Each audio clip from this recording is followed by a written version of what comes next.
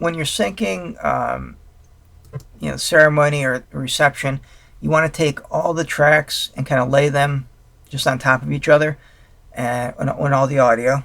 And my preferred method of syncing them, I like to just go up here, go File, Export, make a Final Cut Pro XML, and then send that to Pluralize.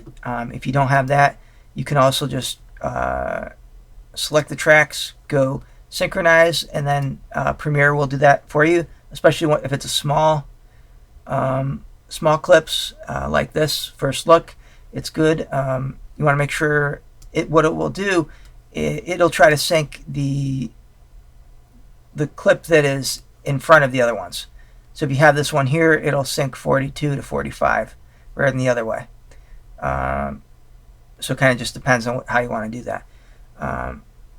But overall, it's pretty easy. Just leave everything intact, and then you'll start to cut down from there.